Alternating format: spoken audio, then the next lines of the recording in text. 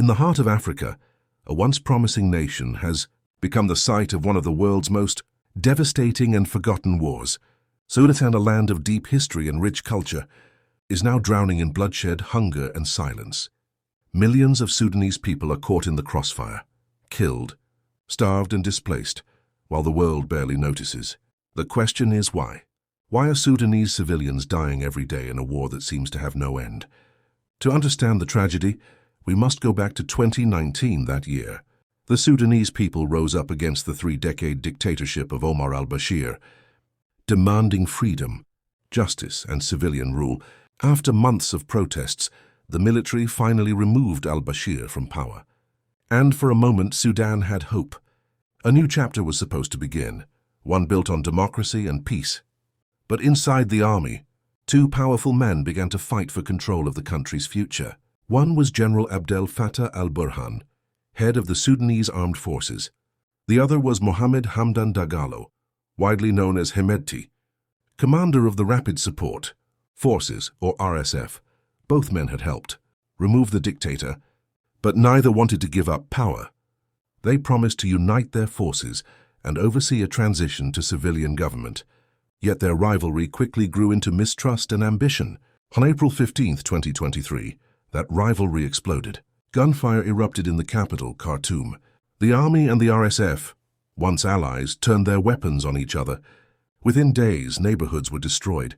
Fighter jets bombed cities, paramilitary units stormed streets, and civilians found themselves trapped with no food, electricity, or escape. The fighting spread across the country, from Khartoum to Darfur, reviving old wounds. From the genocides of the early 2000s, reports soon emerged of massacres, ethnic killings, and attacks on hospitals. Families who had survived decades of hardship were once again forced to flee their homes. Mothers buried their children.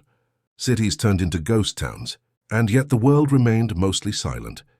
By 2025, Sudan's humanitarian crisis had become one of the worst in the world. More than 8 million people were displaced. Thousands had been killed. Entire villages were burned, and famine gripped regions like Darfur and Kordofan. Hospitals collapsed, schools were abandoned, and hunger became a weapon of war. The RSF controlled vast areas, accused of carrying out ethnic massacres. The army, in turn, launched indiscriminate airstrikes that hit civilians as often as fighters. No one was safe, not in the cities, not in the countryside, and not even in the refugee camps. But why does it continue? The answer lies in power and silence. Both the army and the RSF want to rule Sudan. Both are backed by foreign interests, trading weapons for gold and resources. Peace talks have failed again and again, because neither side truly wants to surrender. Each sees victory as the only option, and every battle costs thousands of innocent lives. The world's attention, meanwhile, has turned elsewhere. There are no major oil reserves or strategic alliances in Sudan to make it a global priority, so the suffering continues, largely unseen. Sudanese children starve not because there isn't food, but because roads are blocked and aid convoys are attacked. Families walk hundreds of miles to reach safety, only to find refugee camps that are already overflowing. Still, the Sudanese people show remarkable strength. In the ruins of their cities, civilians volunteer to help the wounded, share what little food they have, and teach children in makeshift tents. Activists inside and outside the country continue to raise their voices online, demanding justice and peace, even as their loved ones disappear. Every life lost in Sudan is a story, a dream cut short. Children who wanted to become doctors, teachers, and artists are gone. Parents who once grew crops now beg for food.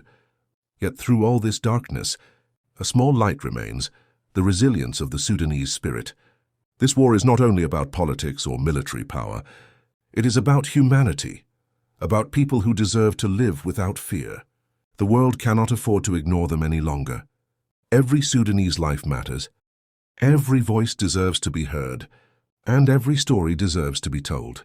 The killings must stop. The silence must end, because if the world continues to look away, another generation of Sudanese will vanish, not because of who they are, but because no one cared enough to save them.